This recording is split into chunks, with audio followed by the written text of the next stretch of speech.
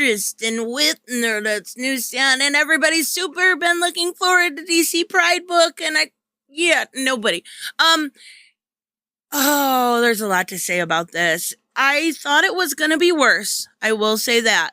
It wasn't as bad initially, but there is a lot of weird, things added in. It really, everyone knows that's been at my channel for any length of time that I really like the new non-binary speedster, right? And I really thought he was a great character. I loved him with Andy Curry. I thought he was so cool. Oh, just wait till we get to his story. Please, just wait till we get to his story.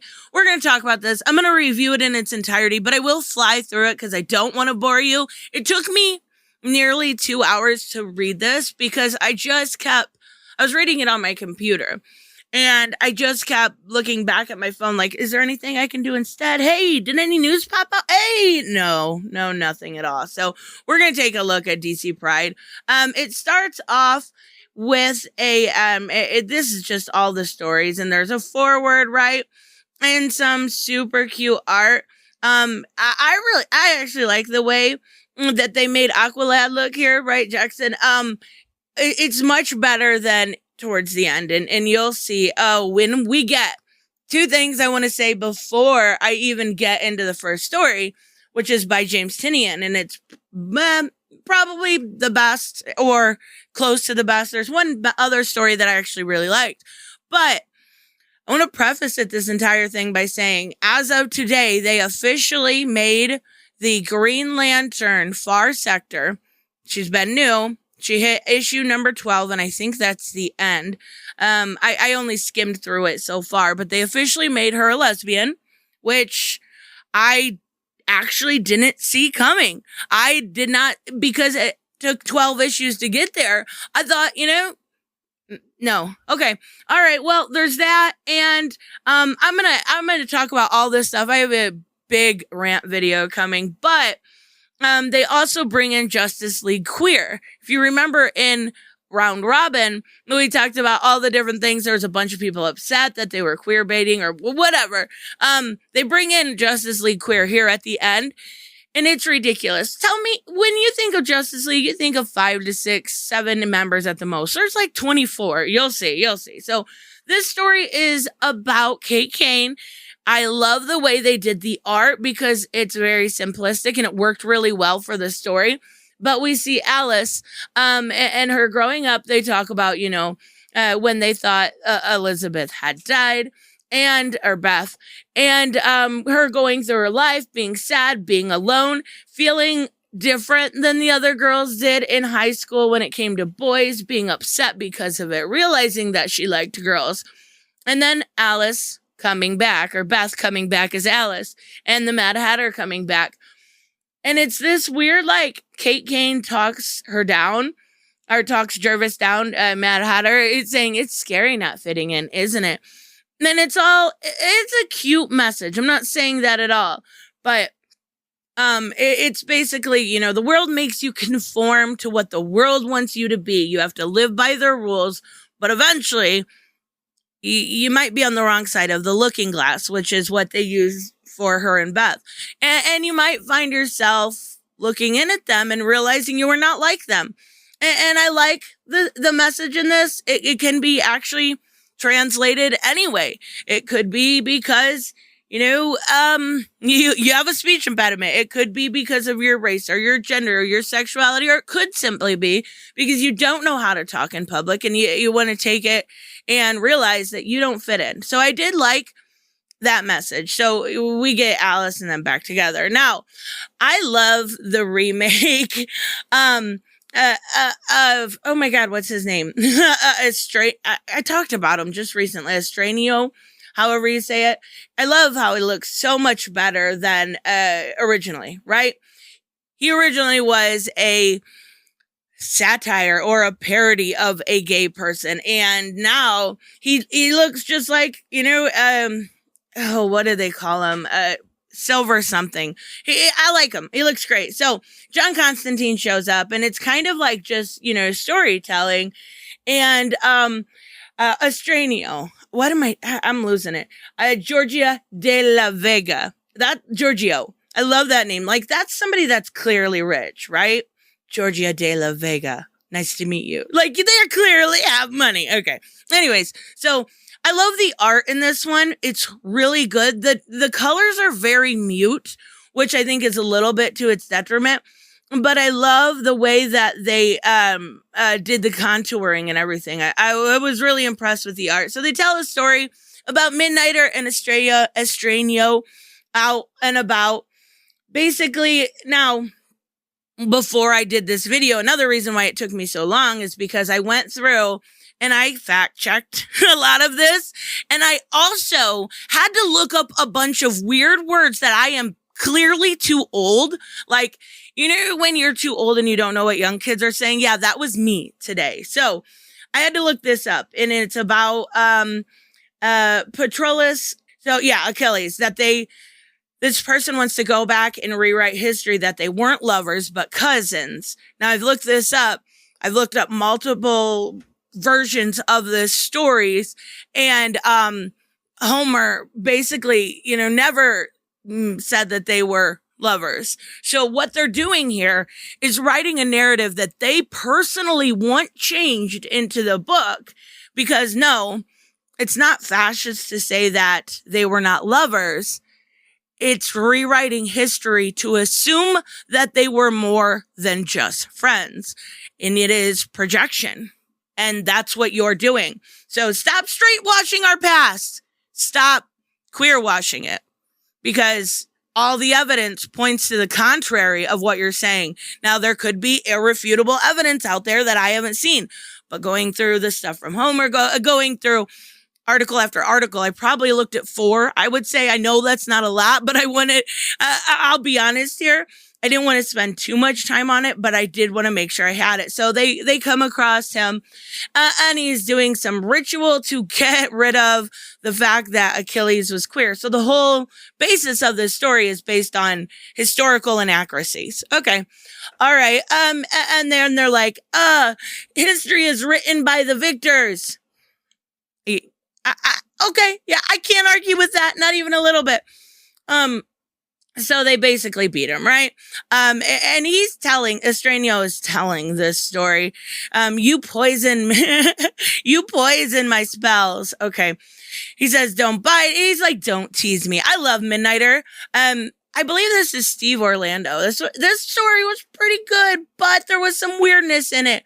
And they go through the story, right? They get him. Oh my God. They get him. Now this lad, they're going to tell another story.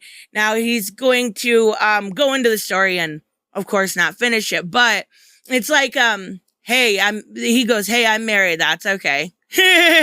But he's all but a werewolf. Well, invite him in.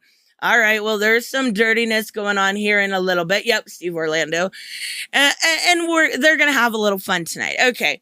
But regardless, history is written by the victors, but there is no evidence to shape your narrative. And I like this story. I just wish it was a little more clear with the inaccuracies that it has. And Steve Orlando I like. So I don't know. I was a little disappointed that he's trying to push his personal beliefs, which is, you know what? It's so today, right? I love this picture. Love this picture. So good. So sweet. And I love them anyway. So, and they added her in here. Like I said, she did come out today. So this story is about the question. It's by Vita Ayla. Again, another decent story. There really wasn't a lot in this. You've got a defense attorney that was kidnapped, and Renee is going to go find her, right? And she is going to basically find out that this defense attorney is a badass and beat up all 3 of these men, and even managed to hang one up here. That takes some serious skill there. So, they go back. She ends up winning an election. She meets her at a bar. They go back. They have a kiss. It was just the beginning. Okay. This story is by Mariko Tamaki, and I think it's a shame that Stephanie Phillips didn't write this because it's terrible. Like, it's okay, and the art is so bad. I'll show you. What is this? What is this? What is this? You remember that girl that went on TV? If you're older, maybe you will, that would pop her eyes out of her socket? Harley Quinn just became her. Just became her. Oh my God. So basically the whole premise of this story is saying that Poison Ivy wants more. She wants an answer to what their relationship is, and Harley just keeps calling it, we're a benevolent bond, a tactical agreement, talking about their past. See, look at this. Okay. All right, sure. It's an anthology. I don't know that I could expect much better, but she's like, this isn't a game, and she's crying, right? Call it what it is. And she's like, your heart is the most important. I can't believe that this is really what we're reading here, but I have to read it to you out loud because this is reality right here, okay? This is Harley Quinn saying this about relationships. Sometimes I have a hard time with the word relationship because relationships can be instruments of oppression, and I never want to oppress you. Very rarely sometimes, but very rarely are relationships instruments of oppression. The times that they are those indeed instruments are when you are in an abusive relationship. Using the word relationship is not oppressive in a positive sense. And this is pride. Oppressive relationships. And then I had to look up this way. What did I tell you? A total U-Haul. I had to look that up.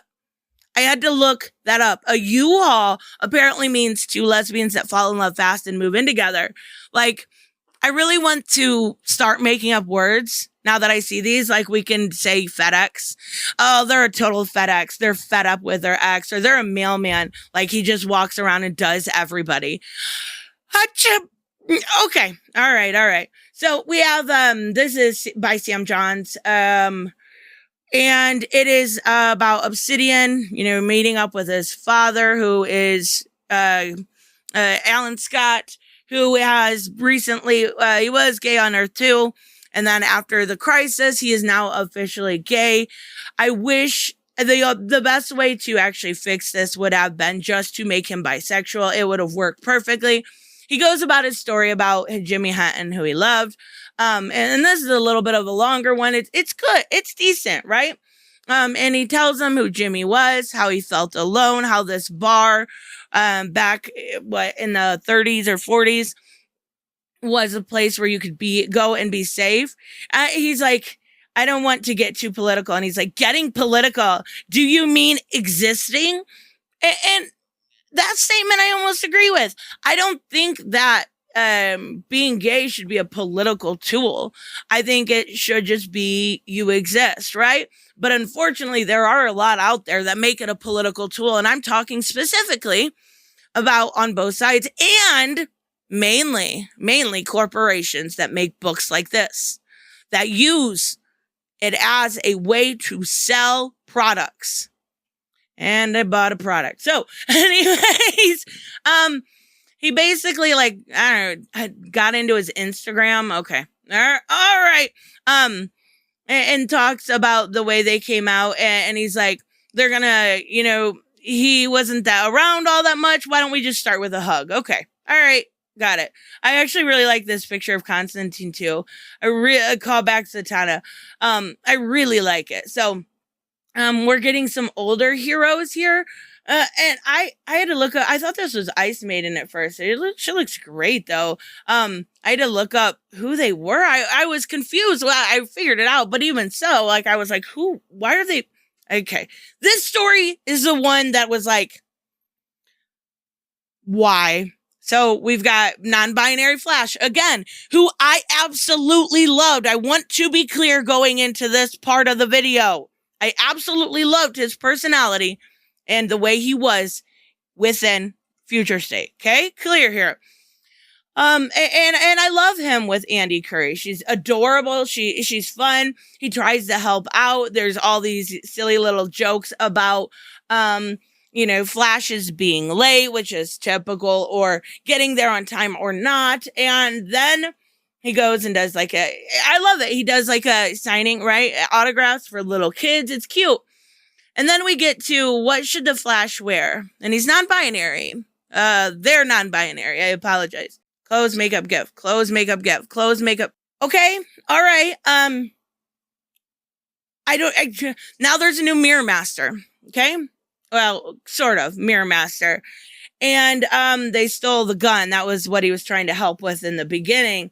And she's like, if you like a good outfit, take a look at mine. All right. Whatever you say. And actually her name is like Reflex. Yeah. But he gets his own Mirror Master. I guess that's pretty cool. But then, after, they defeat Reflex, I'm trying to be respectful of pronouns. So if I sound like I'm struggling to talk, I keep trying to get it correct in my head because I want to be better about it. But I have a problem with saying he, like most normal human beings, but I'm trying to be respectful. So, they take off, right? And they are afraid that they're going to be late. They get dressed, right? She's got her dress on. She's waiting. They finally decided on their outfit, and they put a bunch of makeup on them. I don't understand. Like, maybe someone can explain it to me in the comment section, but they're non-binary, clearly born male, wearing skirts and makeup. Okay. I am going to pretend like I never read this. I'm going to pretend like that. It's the only way to salvage the character. But okay, get some makeup on, boys, because we're going to the next one. This one is, this one's cringy, yes, but in a different way. So Pied Piper is having his own little new character here. And this is by Sina Grace, and I don't care for a lot of what Sina Grace does. Some of it is okay, but Sina Grace has never, ever been somebody that I seek out to purchase. So, basically what is going on, I love the way that Pied Piper is drawn, though. I think it's really well done. So, another word I had to look up, and I can't let you just steal other people, or here it is, then open wallets, then goat yoga for the Bogue. That's kids speak for Portuguese. That's what it says in the editorial. I had to look up what Portuguese mean. Apparently it means middle class. So, open wallets, then goat yoga for the middle class. What does that even mean? Like, GOAT could mean like greatest of all time, right? So you're going to be the greatest of all time at yoga for the middle class. Tell me why this makes no sense. This is a fucking comic book. Speak English. Jesus Christ, are you... Sina, I know you know better than this. I know you are better than this. I've read your work. This is sad. So anyways, he's going to do it for his community that he specifically calls a gayborhood. Not a neighborhood. He lives in a gayborhood. And the people are GoFunding each other so much. The landlord raised the rent because he doesn't like gay people. That's what you're supposed to think. So unfortunately, that stuff happens and it's legal and it's crappy. But it's legal. And that's what sucks. Move. Create a new gayborhood. Create a new Portuguese at the goat yoga. Or something. It sucks. But there's not a lot you can do about it. What you shouldn't be doing, Pied Piper, is other than saying that, Pied Piper steals from the rich and gives to the poor. This man threatens them and basically says, here's a check. I'm buying these. You can't do anything about it. And I get the sentiment. I do. But what Pied Piper does is illegal in this story. And what the landlord does is legal, even if it is so wrong. It just, I don't know. I thought it was okay, but I felt like it was really probably one of the worst Tina Gray stories I've ever read.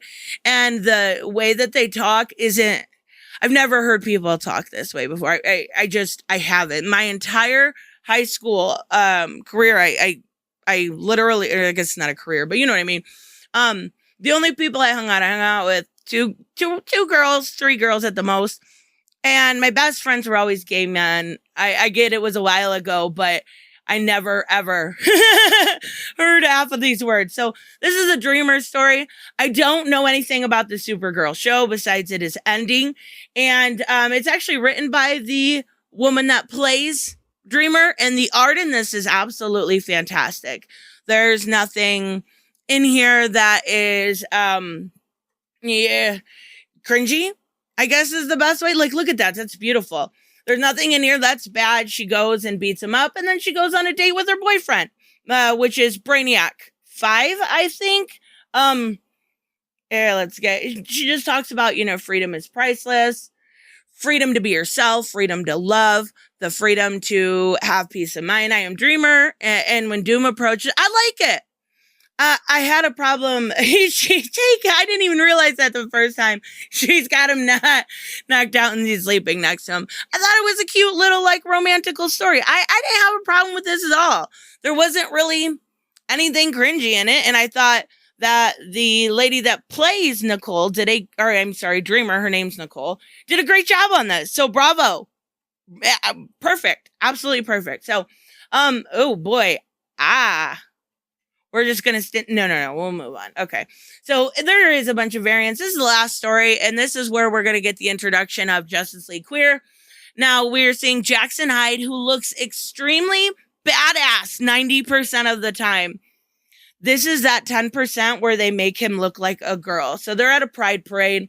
It seems like Raven set them up. He's not wearing pants. Okay, I guess he's wearing little shorts, but okay. This is done by Andrew Wheeler. I don't know who that is, but bravo on the art, even though you made everybody look. See what I mean about I think he's wearing makeup. I guess that's probably it. But look, it looks very effeminate, and that's not how I've ever I normally see Jackson Hyde portrayed, right? So, they talk about, getting to know each other. It's starting to rain.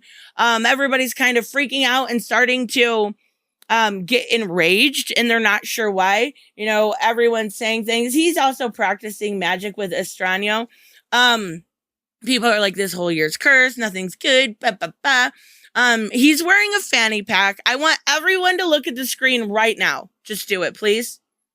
He's wearing a fanny pack. Okay. All right. Maybe I'm old or something, but he's wearing. Okay. Everybody's getting anxious, right? And we see a really well-drawn Eclipso show up, and he's like, God loves you. I do not. Boom, boom, boom. I can't wait for Eclipso to show up, and both Black Adam, but more Stargirl. Oh, I'm so excited. So anyways, Eclipso, he runs away like a little fucking bitch. His date runs away and ditches him for the time being, right? He says, I can do this by myself. I've always had to do this by myself. That's a dick, right?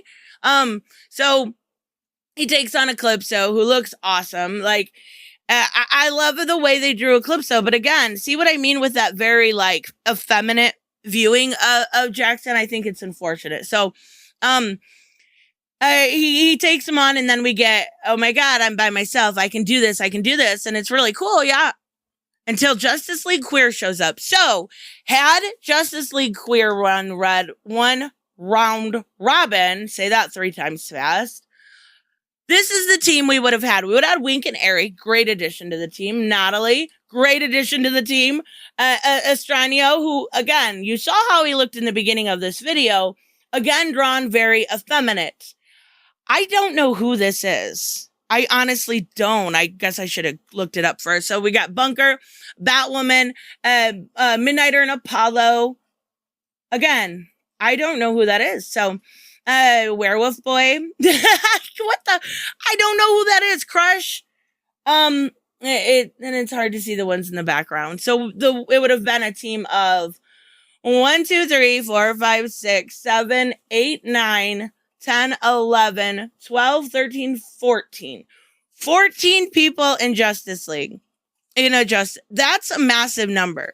Like, it really is, but they didn't want to, like, leave people out. I don't know. So they of course they take Eclipso down and it works. You see Crush, who has, if you've seen my Crush video last week, who has her chains.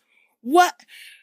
Okay, all right. Apparently the chains are sentient. They should be with her all the time, and now they're gone. And you see Wink and Airy in action. I like it. They do a good job. They get rid of them, right? And then we get basically the guy that literally ditched him, who has a unibrow and a fanny pack. He has a unibrow and a fanny pack. Jackson Hyde, 90% of the time you are portrayed as a very good looking man. Why are you dating a man that has 17 ear piercings, a unibrow, and a fanny pack? I can't even. So, that's Estranio's husband. Okay. So basically we get the end little monologue here. This is what we're fighting for: the right to be in the world, visible and unafraid. There are going to be bad days, and we'll lead the fight for everyone that follows us. We're also following the people who fought for us, and we owe them to make the most out of days like this. That we're not just sharing this fight, we're showing our pride, and that's it. And it's a cute little ending, except for the unibrow and the fanny pack. I don't know why I hate it. I'm sorry. I do. But I'm hoping that seeing Natalie and stuff like that back is going to... Who is this? Is this Lightning? I don't know. Is going to show us that maybe we'll get her character development in the next couple seasons of Superman and Lois. That would be awesome, right? So it was okay. It was cringy. There definitely was some cringe there. And I actually would not even say to recommend that. Unless you're interested in fluff, because this is all fluff. The last anthology that I went over was not fluff. It had canonical stories in here. There is no, at least from, like, you got a belly. You've got a belly. Why are you wearing that outfit? Why? I got to get out of this story. I got to. Okay. We're just going to look at some Harley and Ivy because they're adorable. It's not a recommend at all, but it gave a few voices that we don't normally hear from their voice back. So I have respect for that. A lot of the messages were really good. And there was minimal cringe. So, all in all, it was a lot better than I expected, but far from perfect. So anyways, let me know, of course, what you guys think. I will see you in the next one. Bye-bye.